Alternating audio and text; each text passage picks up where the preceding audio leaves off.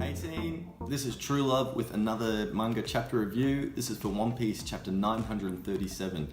It's called Gyukimaru on Oihagi Bridge. If you haven't checked out this chapter yet, obviously I'm doing a review of it, I'm going to be talking about it. It will be only spoilers. So if you haven't checked it out, please go read it before you watch this. This chapter gave us some new names of characters, it gave us some new characters. It also answered some questions to do with Kamurasaki, what she's been doing, and also to do with the third legendary samurai who we know as Denjiro. It also, as opposed to the questions that it answered, it also raised some new questions in regards to the origin of the famous black blades like Mihawk's Yoru.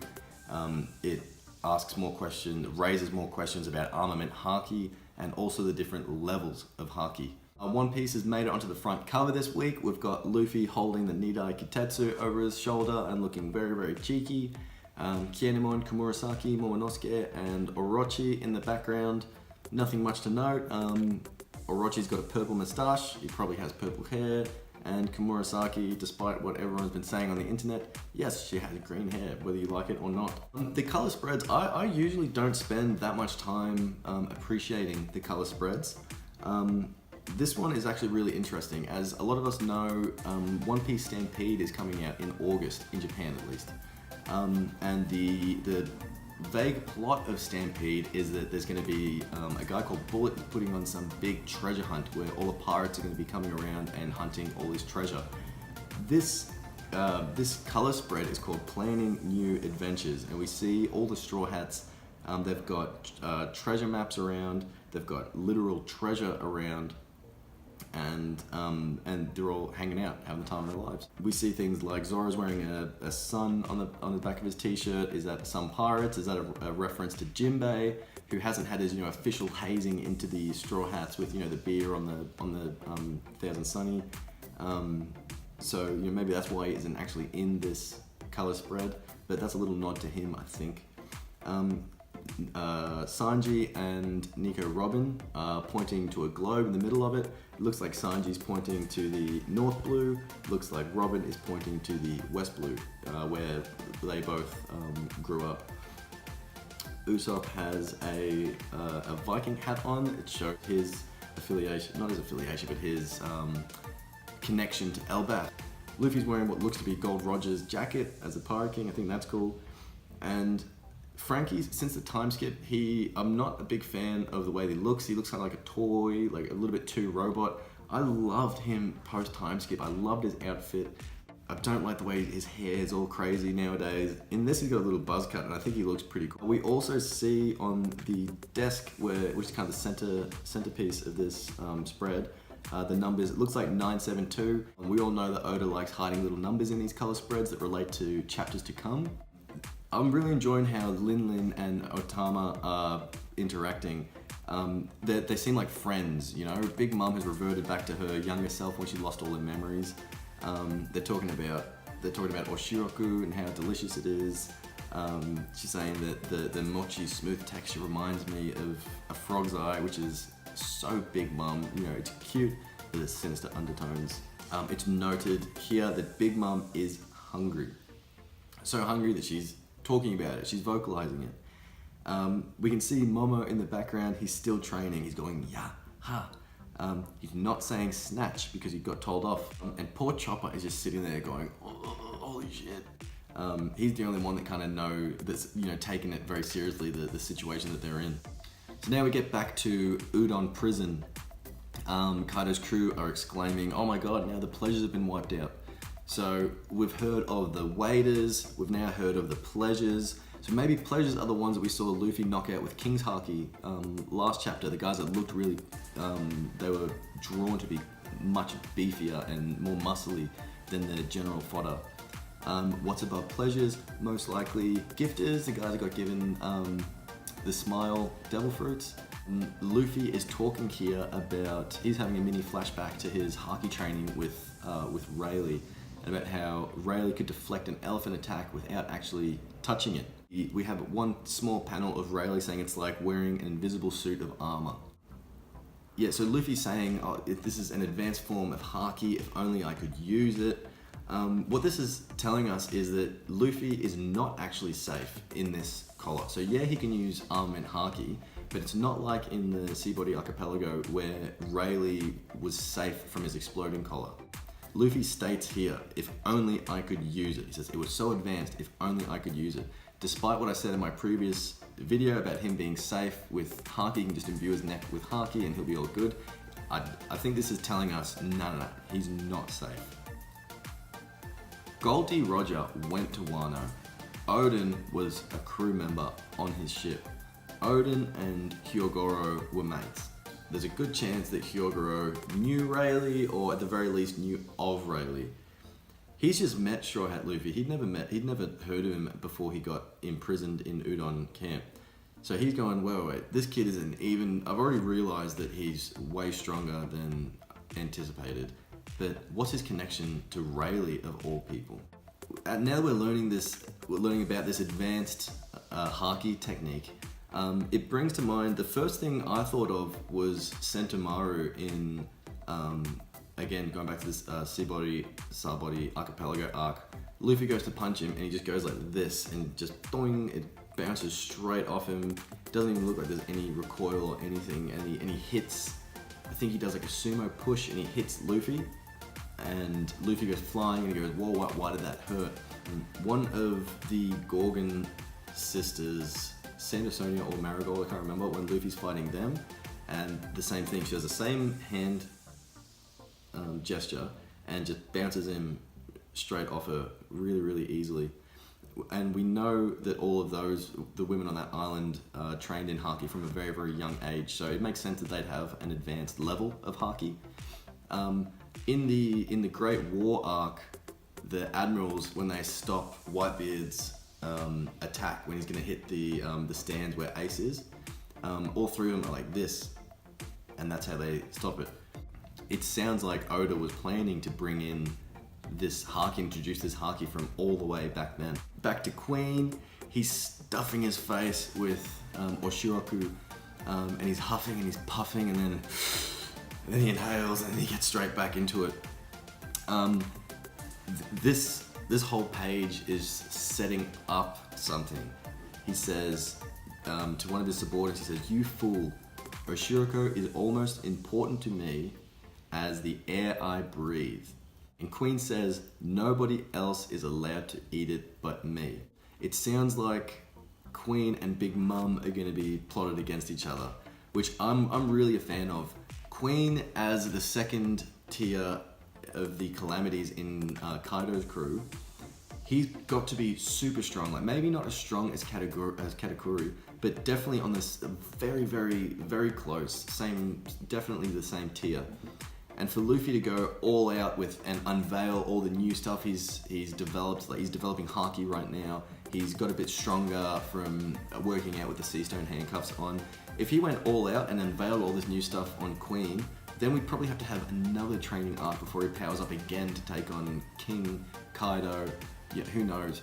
I love that Big Mum being there. She may even be nerfed by losing her memories, which means that her and Queen would have a more even fight, whereas she might just one-shot him if she was in full Big Mum mode. So now we're in Ringo, which is the snowy area in Wano. We find out that the bridge that Zoro and the guy who stole Shisui from him are fighting on is called Oihagi Bridge. This is a nod to where Benkai, that we mentioned in last week's video, fought the samurai that defeated him. That's why Zoro and this dude are fighting there. We find out that his name is actually Gyukimaru. So, what is Gyukimaru? Gyuki is a Japanese, it's another folklore demon type thing. So it's got the body of a spider, a 6 or 8-legged spider, and it's got the head of a cow. So that's where Gyuki is. Maru is just one of the things, one of the little things they've added on to everyone's name in Wano. Luffy, Taro, Zoro, Juru, Gyuki, Maru. In the beginning of this section we're about to go into, Gyukimaru there's a lot of exposition. So he talks about Ryuma, the original owner of Shisui. if you're not aware, one of the first comics that Oda wrote that got him noticed. It's not the first, but it's from his first kind of batch. It's called Monsters, and it followed Ryuma around. He's a legendary swordsman. He fights other swordsmen, and the climax is him chopping the head off a dragon. Yukimaru talks about how he could kill anyone in an instant. In Wanted, we see him fight the second strongest swordsman, which gets hyped a little bit, and Ryuma just kind of one-shots him. He shows no effort, doesn't break a sweat, just goes boom. And I think that's what Yukimaru is referencing here. Yukimaru mentions that Ryuma was running around doing his thing centuries ago. It was so long ago, it was back when, before Wano was known as Wano, it was known as the Country of Gold. Zoro notices this, he goes, Country of Gold, alright. He's thinking of the City of Gold in Skypiea that the Straw Hats have been to. Yukimaru mentions there was an infinite line of enemies constantly trying to get their resources, trying to get in there to steal things from them, to plunder, whether it's the world government, whether it's pirates. They had no allies, they only had enemies. And this constant battle, constantly being on the defense, that really explains why the samurai was so effective in combat and so strong, because they were constantly in combat, they were constantly training. He also says about how Ryuma versus the dragon is one story of many. And he says a very, very important thing. He says that Ryuma was known as the sword god after he defeated the dragon. And it made me think, so Ryuma got that title from killing a dragon, from decapitating a dragon. Zoro is in Wano, Ryuma's hometown, with Shusui, Ryuma's blade, and there's a fucking dragon around.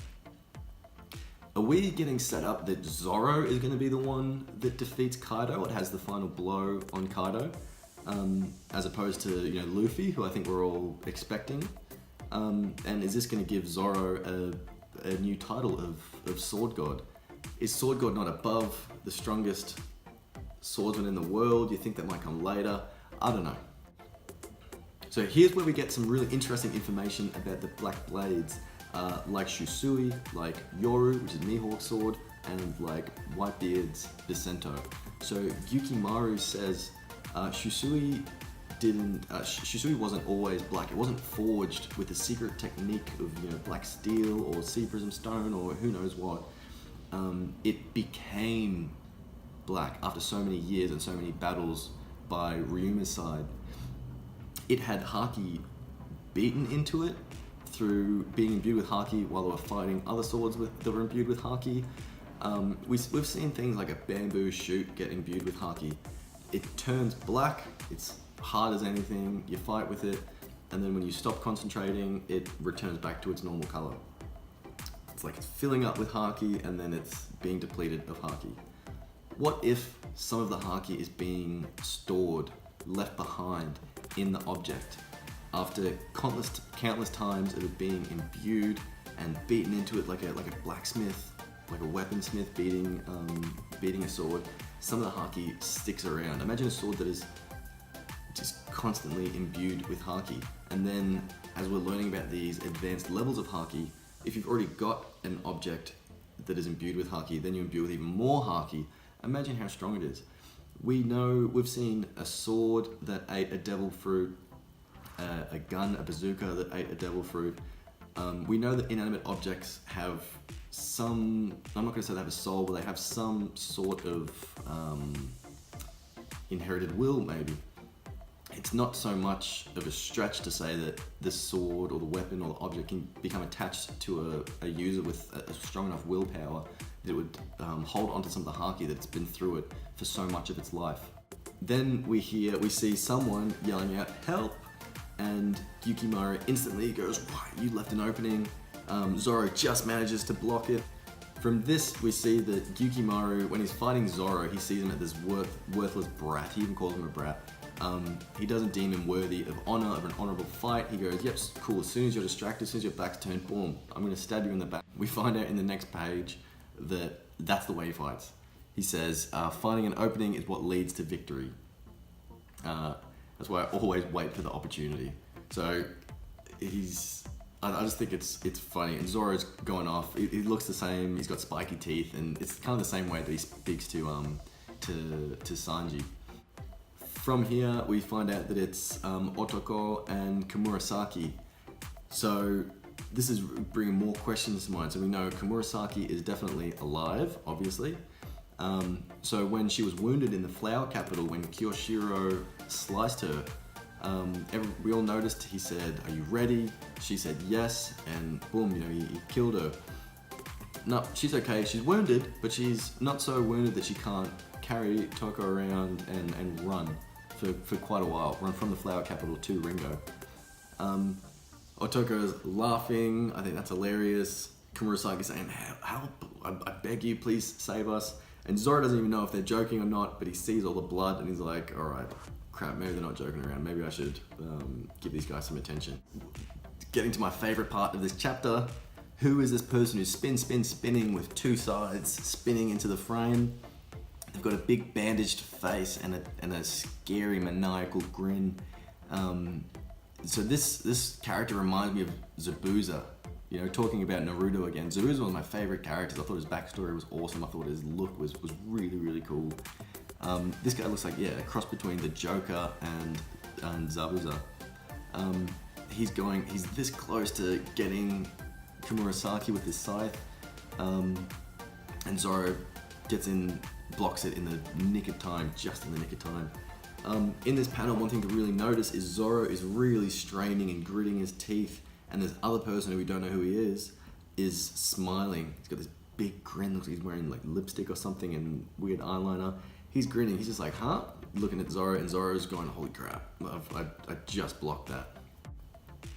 Once again, Yukimura attacks Zoro from behind, and we discover that this person is Kamazou the Manslayer, who's been a serial murderer all over Wano. So going back to the silhouette that we saw when Kinemon was talking about the three powerful samurai that they really need if they've got any chance to take on Kaido. This is the third samurai. We've got Ashura Doji, we've got Kawamatsu, and we've got Kamazou. Denjiro. Kamazou, his silhouette fits. This is the third powerful samurai that we've been hearing about this whole time. I did not see this coming, that the third samurai would be a bad guy. When Kinemon goes, we need this guy, this guy, this guy, if we have any chance. I thought that logically the story would progress and they'd pick up this guy, then they'd pick up that guy, then they'd pick up that guy, and then they'd go and beat up Kaido. Not only is, with say like Ashura Doji, he's like, oh yeah, I might help you, I might not. I don't really know. This guy is not a maybe, he's not just sitting on the sidelines, he's directly against them. So this shows a split when Odin died. Fukurokuju and he defected to Orochi. Denjiro defected to Orochi. So what this shows is that when Odin died, it wasn't everyone versus this oppressive power versus Kaido and Orochi, but there were defectors. There were and powerful people like Denjiro, like Fukurokuju and his Oniwa Banshu. Another cool thing, as we get the big reveal of Kamazou the Manslayer, his two sides look amazing. Calling him Kamazou, Kama actually means scythe in Japanese. Kamurasaki actually realizes, she goes, you're actually Orochi's trained assassin. The whole ruse of Kamazou the Manslayer is just a front for Orochi to use this person, this very, very powerful person, to silence people that would speak out against him. When she speaks out against Orochi, Denjiro says, "How dare you address the Shogun so impolitely?" We know that, he is working for Orochi. This isn't some random thing. He's only going for Otoko. He actually says, "Why, woman? Why are you protecting this girl?" He doesn't know who Kamurasaki is, which means if he's been sent by Orochi thinks that Kamurasaki is dead. Otherwise, he would have sent this guy after Kamurasaki and Otoko. He would have said, the girl is with Kamurasaki. He sent his most trusted assassin to take them out. So what Orochi's been using is he uses this Kamazou, the Manslayer figure, this Jack the Ripper type figure, what he does is he silences people that speak out against him. He keeps the people in a constant state of fear, but he also keeps his hands clean. Yeah, so we get a really cool fight. This is exactly what I wanted. Zoro in an awesome sword fight with another super powerful swordsman. So there's a really interesting dodge where Zoro attacks horizontally and Denjiro, Kamazou, he ducks his head. You can't really tell if he's doing like a Muay Thai, lean back dodge, or if the way that the movement lines that Oda has drawn, the vertical movement lines as he dodges, they make it seem like his head just kind of went straight down, similar like the turtle fruit. And yeah, Zoro actually states, well, he thinks this guy's really strong. So if Zoro is acknowledging someone else's strength, you know that they are super, super strong. One really cool thing about this particular fight scene, and also about Kamazou / Denjiro, is I love how he's spinning away. He spins when he first tries to attack Kumurasaki and Otoko. He's spinning to dodge Zoro. I love how the movement in these scenes and in these drawings, you can really see the different fighting styles. Zoro's more straightforward, where this guy's got this rotational fighting style where he's spinning and just sticking his sides out. It just looks, you can see movement in the drawings. Yukimura is sitting there watching intently. He's waiting for his opening. And we all know what's going to happen. I also like how Denjiro is saying, are you finally going to fight seriously? He's experienced in sword fighting. He's an experienced warrior. He knows that he can tell Zoro's strong, and he can tell that he's not fighting in his full capacity. Surely enough, as we see Yukimura waiting for his opening, he finds one, he goes to stab Zoro in the back, Zoro's distracted, and then whoosh, he cops a scythe in his shoulder. Now Zoro's gritting his teeth, you see a bit of blood spurt out, and Zoro's facial expression is similar to when Kuma got him on Thriller Bark and he had all that pain go through him. Gritted teeth, face down. That's how we know Zoro's feeling it. So just when you think something really bad has happened, Denjiro's smiling, he's like, cool, got him. This is the beginning of the end. Zoro actually smirks. So old mate says, it's stuck. Zoro's like, yep, this is just what I needed. Clears him away with a sword slash. And yes, and again, Denjiro spins away, love it. And Zoro bites his scythe, Centaurio 3-sword style, and he attacks him with his Rengoku Onigiri. The last time we saw this was in Fishman Island against Hyozo, or Kyozo, whatever the octopus assassin with the poison blades was called.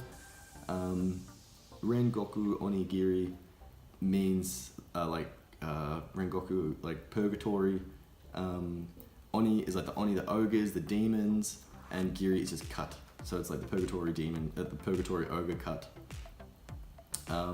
One thing to notice is Zoro's blades are all covered in Haki. We know he's taken it seriously.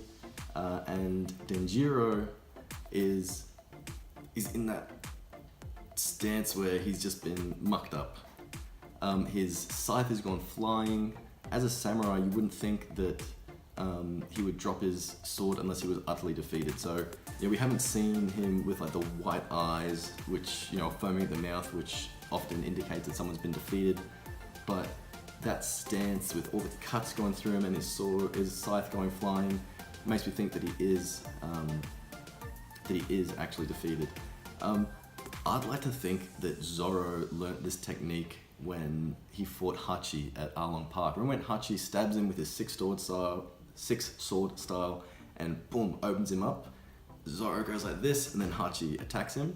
So that's what this kind of stance that Denjiro is doing reminds me of. I would love that. I'm just going to put that in my headcanon that that's how Zoro came up with this technique from his now friend Hachi. So last week I said that I wanted a Zoro fight.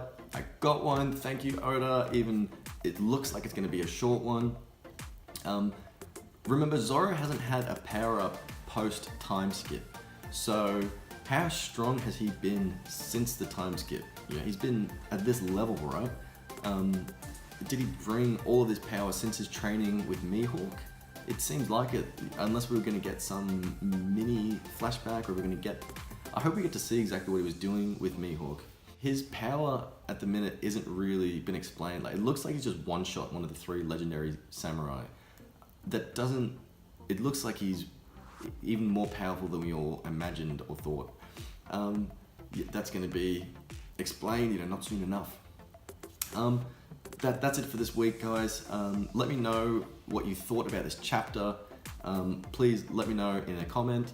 Let me know what's your favorite theory that you've been hearing about or seeing around. I want to start doing some more theory videos.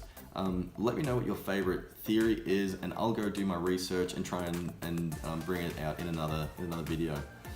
If you've watched this far, please do me a favor and just leave a like. I'd love it if you subscribe, and I'll see you later. Bye bye.